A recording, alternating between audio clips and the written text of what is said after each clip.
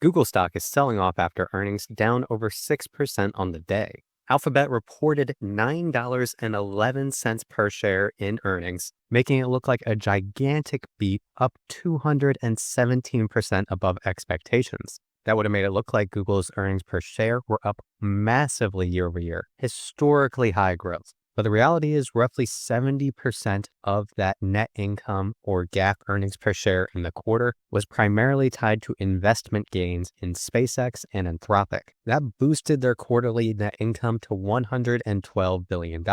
They had that same effect last quarter with their earnings as well. These investment gains and losses are something similar to what you would see over at a company like Berkshire Hathaway that has a large pool of public investments. But it's not truly reflective of the actual cash Google's business generated in the quarter. If we strip out those investment gains, Google's earnings were much closer to just under $3 per share. And that number is much closer in line with analyst expectations for Alphabet growth and their recent performance last year.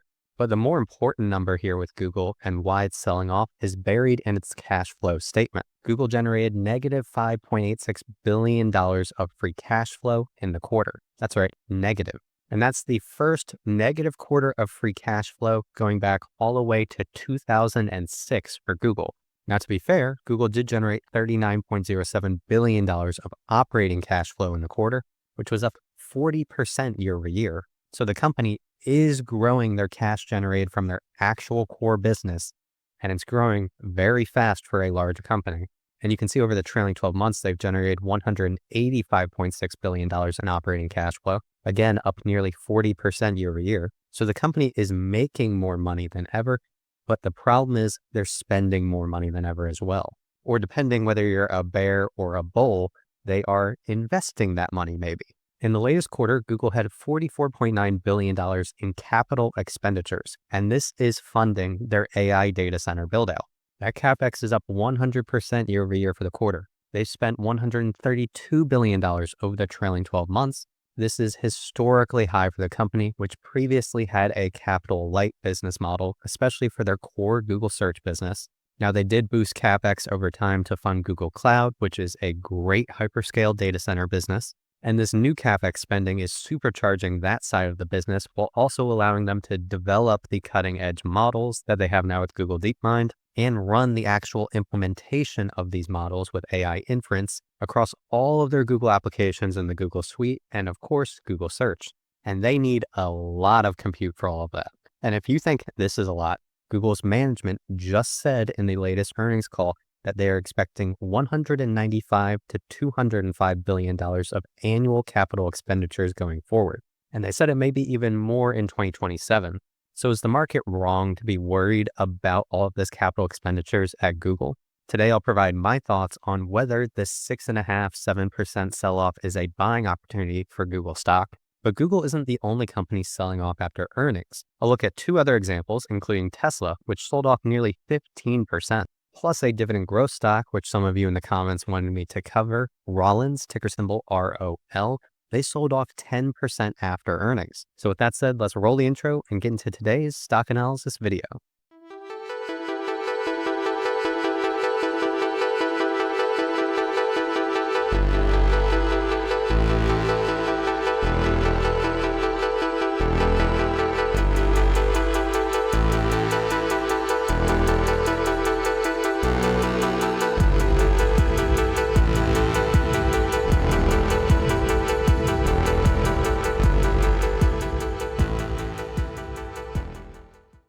The following reflects the opinions of a man who spends far too much time thinking about stocks. Please do your own research before making any investment decisions. Nothing in this video is personal financial advice. Continue at your own risk. My name is Zach. This is Dividend Data, and you should leave a like and subscribe to the channel if you enjoy the video. And throughout, I'm going to be using the next generation version of dividenddata.com, which just launched earlier this week. This is the best platform to research stocks and track your investments. You can try it out for free with the link in the description and pinned comment of the video. You can also get the complete version of this tool with all of our pro features if you sign up for our paid plan. And to celebrate the launch, we have a founding member deal where you can get 50% off annual membership, and you can lock in that discounted price for life. 30-day money back guarantee, no risk in trying it out. The link is in the description and pinned comment of the video. So let's start with Google, which is definitely driving the broader market down on the day. As you can see, the S&P 500 is down 1.33%, NASDAQ Composites down 2.23%, and Alphabet, it's the third largest company in the world at a valuation of $3.86 trillion. So it can definitely move the market, especially if it's down 6.6% on the day. So first, let's just cover some highlights from their latest earnings report. Overall, Alphabet's revenue is up 24% year over year. Google search revenue was up 17% year over year. And keep in mind, a couple years ago, people were saying that Google search was dead because of AI. And since then, they've actually accelerated their top line revenue growth. So their most profitable cash cow that they use to fund all of their business operations pretty much, it's growing. And there's no signs that AI is actually killing that business right now. The fastest growing part of Google is Google Cloud. And this is quickly becoming their second largest part of the business. And over the long run, it's going to be a large cash generator for them as well. Google Cloud revenue is up 82% year over year. Now, this is the third largest hyperscale cloud company behind Amazon and Microsoft Azure, and they are seeing a massive acceleration in revenue growth. In terms of growth right now, it's Google Cloud number one by a lot, followed by Microsoft Azure, which also has fantastic growth. And then Amazon Web Services is starting to accelerate recently. So huge growth at Google Cloud, and they have a $514 billion cloud backlog. So that's revenue they have booked as long as they can deliver it. And hint, hint, that's part of the reason why they're investing so much in CapEx. They need to build out these AI data centers. In their first-party AI models, they generate 22 billion tokens per minute. That's up from 16 billion tokens in the prior quarter. So usage of Google's AI models is growing rapidly. YouTube, one of the best businesses in the world. I think it's the best media asset you could own in the world. I may be biased because I'm a YouTuber. I post videos on YouTube.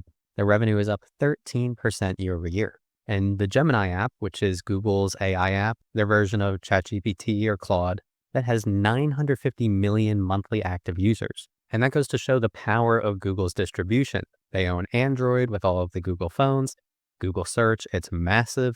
All of the Google apps and applications, their whole work suite, whether it's Docs, whether it's Gmail, whether it's Google Sheets, distribution still matters a ton.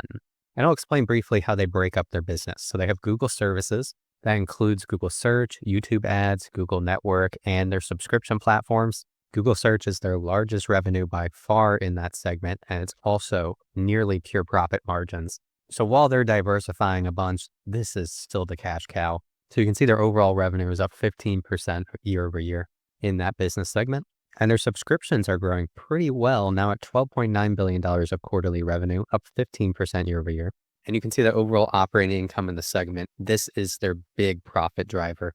It came in at $39.5 billion in the quarter, up from $33 billion in the year prior. But then, as I mentioned, they have a second pillar forming at Google. Now, it's been forming for many years. That's long-term planning for you.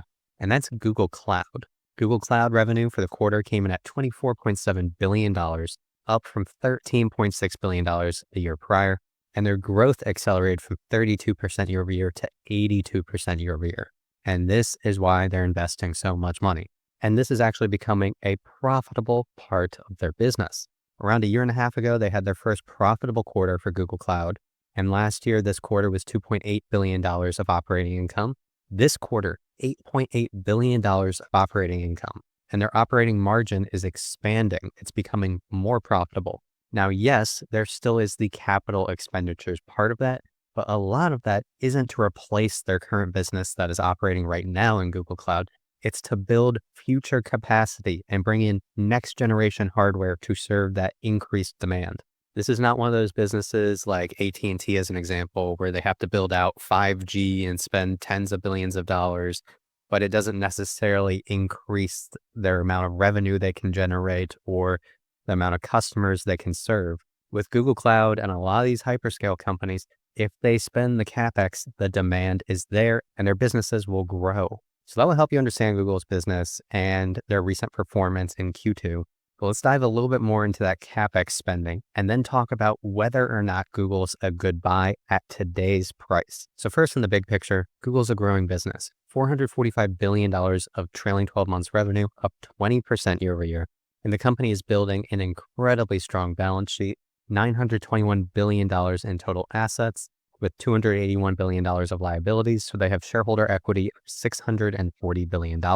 They have tons of cash on hand, which is why they're so prepared to invest. In fact, they recently raised debt and they've had decades of having a high cash flow business. So this is really their moment and their opportunity where they think this is a great time to deploy capital.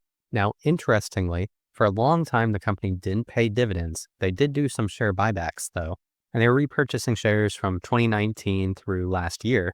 But they've basically now stopped repurchasing shares and all of their focus is on spending money to build out these AI data centers. But interestingly, they started paying out a dividend 2 years ago.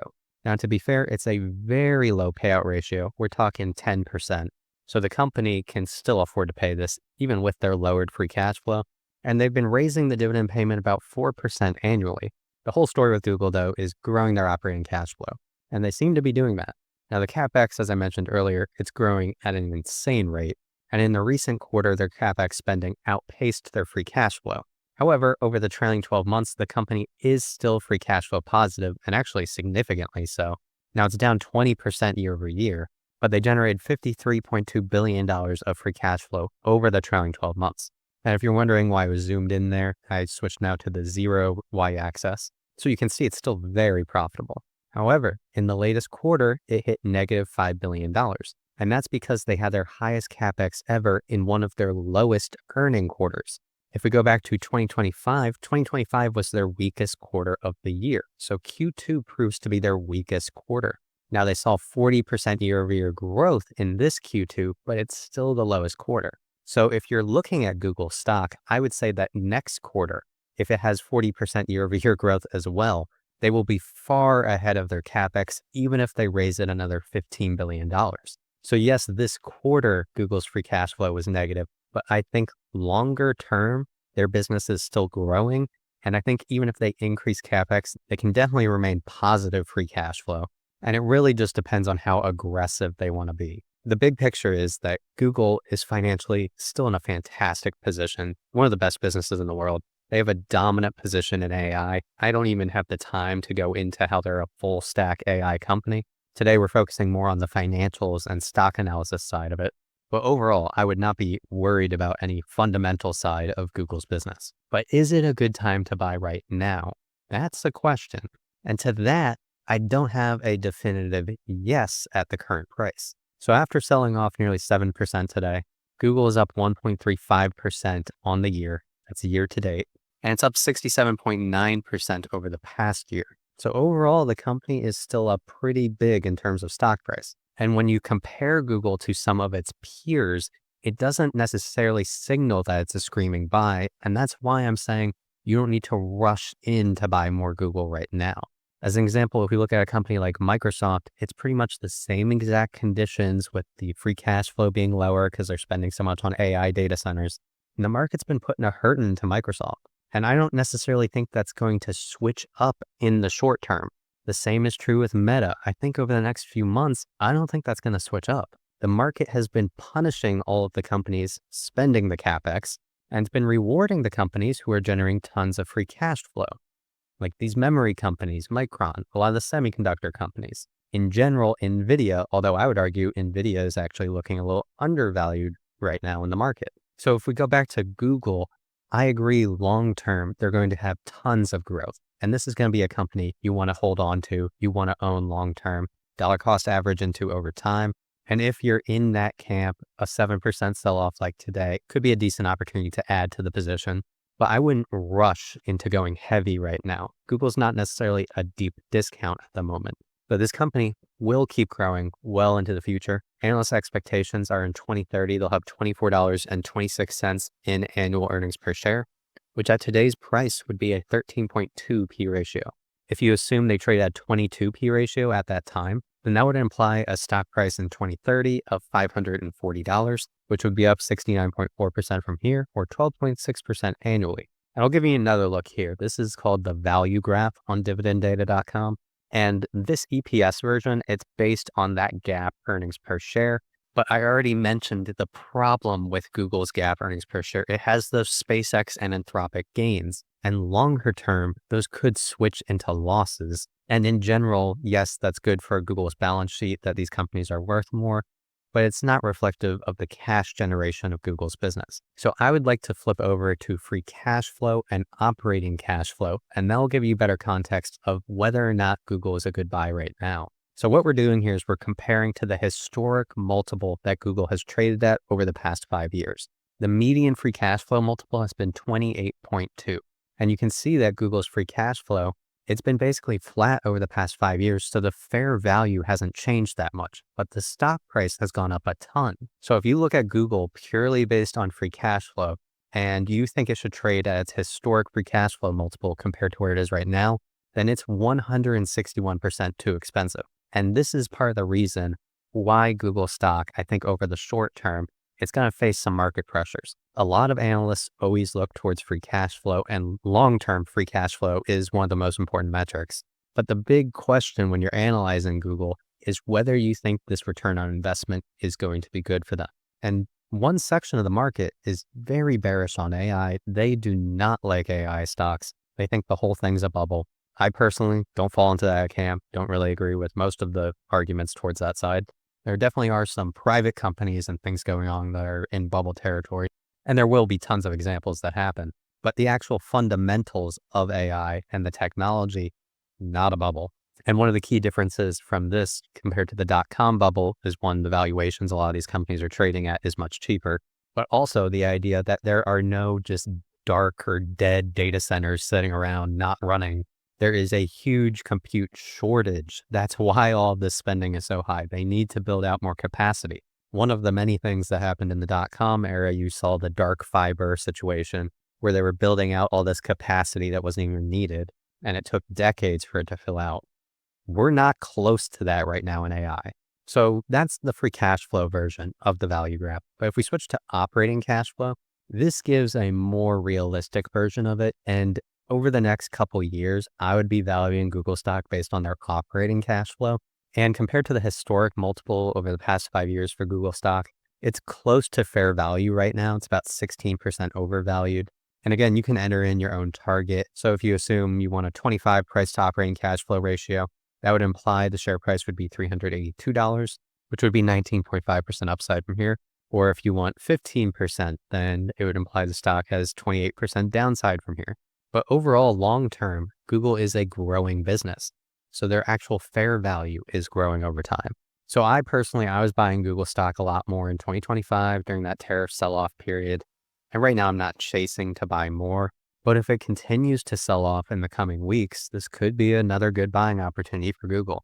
And before I wrap this video up, I wanted to cover 2 other stocks that sold off a ton today. And one is a company that I owned from a long time ago. I bought this back in 2016. That's Tesla, ticker symbol TSLA.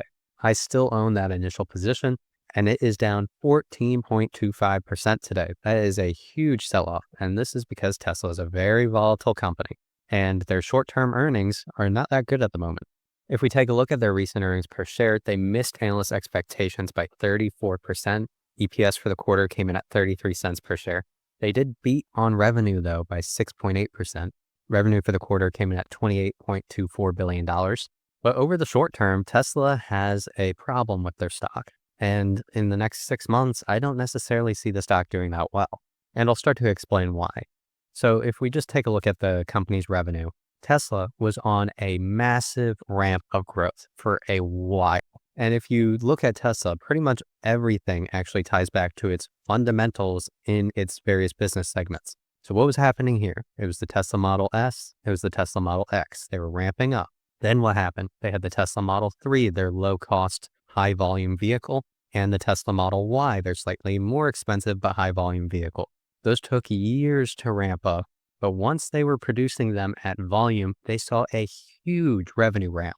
However, those have stopped growing now. And basically, since then, the Tesla Model 3, the Tesla Model Y, they continue to generate good profits for the company, but it's not a growth vehicle for them anymore. And since 2023, Tesla's revenue has pretty much plateaued. This is an S-curve. So Tesla's largest product segments, their vehicles, their Tesla Model 3 and Tesla Model Y, those ramped up and now they're in the phase of maturity. They're mature product lines. But Tesla, they're kind of a startup. Now, a $1.2 trillion startup, which is kind of crazy to say, but they are one of those companies, and there are a few examples of these. They're a company that builds more businesses. And right now within Tesla, there are various product lines that the expectations are that growth will be even higher than those Tesla Model 3 and Tesla Model Y businesses.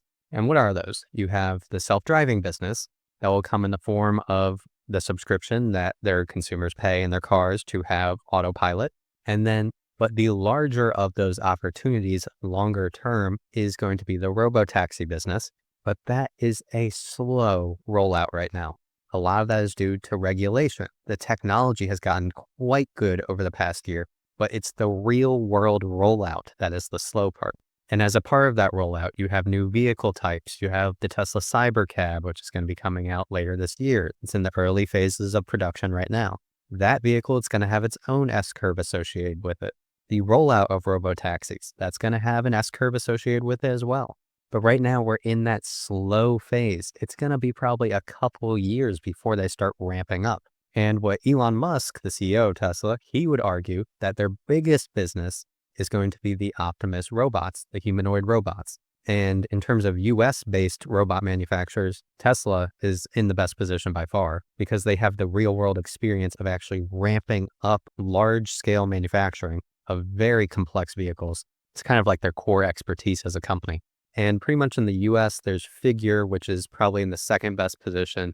The founder is actually pretty funny in that he's a very smart guy as well. I recommend seeing some interviews from him. Very impressive. But there's a funny thing going on where Elon and I think his name is Brett Adcock, they will not mention each other's names or the existence of the other companies. Literally, Brett will just say, he'll talk like exactly like Elon. He's doing the same exact plan, following a lot of the same business principles, and they literally won't mention each other's names. They operate in pure isolation and act like the others don't exist. Now, why do I bring that up? I bring that up to say that Figure AI, which is a smaller position, less likely to succeed than Tesla's humanoid robot business, that company, as of an entire year ago, and we're talking about a rapid growth AI company, a year ago, that was worth $39 billion. That's what they raised money at. I assume the next time they raise money will be over $100 billion. And I think if they ever go public or if they continue being private and raising money, this is going to be a company that hits $300 billion, $500 billion. So when you're buying Tesla at a $1.2 trillion market cap, you have to realize that kind of startup that's even more likely to succeed exists within Tesla. That's part of the value you're paying up for.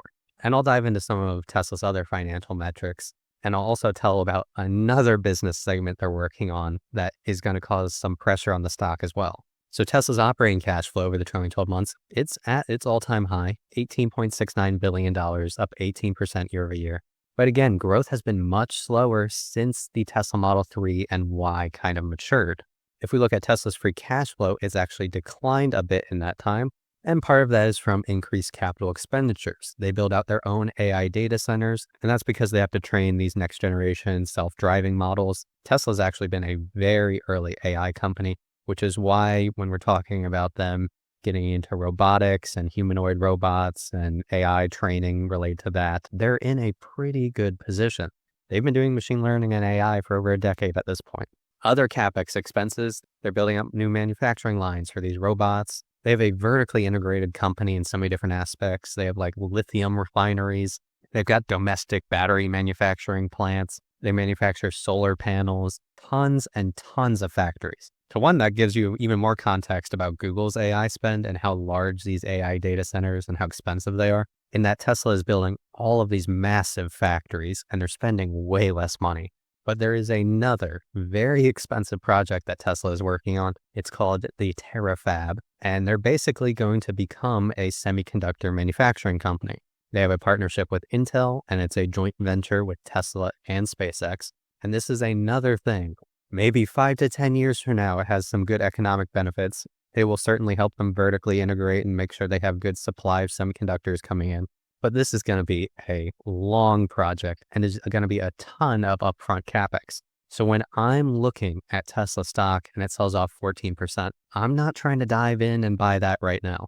If you look at Tesla based on earnings per share in that value graph, it's definitely on the rich side right now. Their earnings per share have actually declined in recent years, and analysts aren't expecting it to really start ramping up until like 3 years from now. And Tesla's multiples are super high. Now, historically, they've been very high, so it's not necessarily out of bounds with how they've been trading over the past 5 years, which is why I don't know if the value graph is maybe the best way to represent Tesla. In the best case, though, it's around fair value right now, and that's assuming you're trading at a very high multiple, whether it's something like 60 times operating cash flow, 200 times free cash flow, absurd multiples that most companies don't get. I guess that's an Elon premium.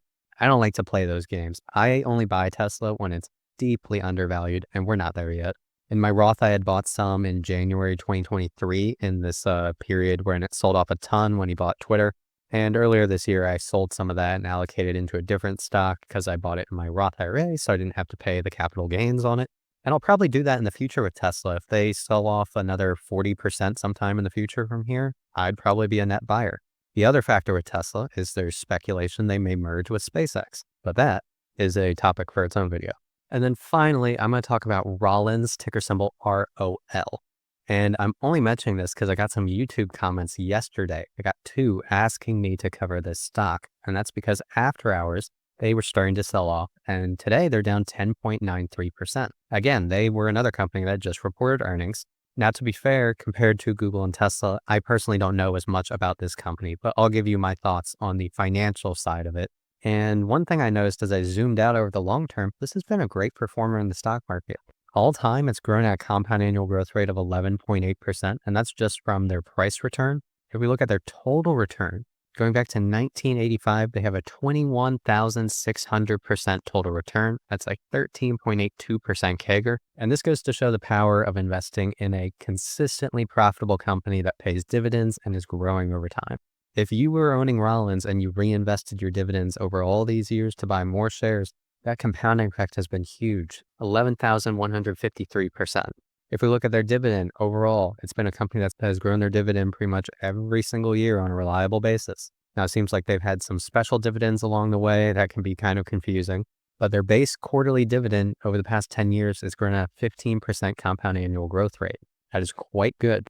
The current dividend yield is 1.68%. And over the past 3 years, I have this tool on dividenddata.com. It's called the Yield Analyzer on the dividend tab. And it lets you see kind of the historical dividend yield daily over time and how it ranks up in the various percentiles over that time. So right now, this 1.68% dividend yield, it's in the 99th percentile of best time to buy if you're optimizing for that entry point yield. This is a company that's usually in the 1 to 1.5% range.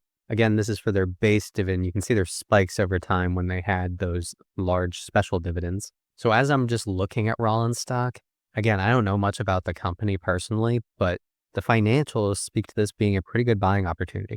And on their earnings report, they missed by 4.8%, and that's part of the reason for this sell-off. But if you look at the long term of their earnings per share growth, one, they're basically at all-time highs over the trailing 12 months. And over the past 10 years, their earnings per share has grown 251% overall. That's a 13.42% compound annual growth rate. Analysts are projecting around 10% annual earnings per share growth, which is quite good. And if we look at it based on the P/E ratio of the company, I call this the PE analyzer, similar to that yield analyzer chart. Over the past 5 years, this is the lowest valuation you could have ever bought Rollins stock at. And it's even the lowest over the past 10 years. Again, we're looking at historical PE ratios every single day over the past 10 years. This is the lowest valuation you could have ever bought the stock at. So if you're someone who is interested in Rollins stock, this could be a good entry point. Going back to the value graph, we can see the price versus fair value. And right now it's 32% below the implied fair value based on earnings per share. That's the lowest over the past 5 years. Dividend yield is 35% below implied fair value. It's the lowest of the past 5 years. Free cash flow, 31% the implied fair value. Again, the lowest of the past 5 years. Operating cash flow, same exact thing, 30% below implied fair value. Revenue, same thing. EBITDA, same thing. Book value, almost the same thing. So purely in terms of the financials, Rollins looks like it's in a good spot right now. Could be a good opportunity to buy the dip on this stock. I personally added it to my watch list because I wasn't following the company, and now I'll bring it into the rotation of companies I follow. And if you want to use the stock research tool I showed throughout the video, all of this is available at dividenddata.com. link in the description and pinned comment. We currently have a 50% off annual membership deal, and you can lock in that discount price for life. That's to celebrate the launch of our new version of the tool, the next generation dividenddata.com. And if you enjoyed the video, make sure to leave a like, comment, and subscribe to the channel, and I'll see you in the next one.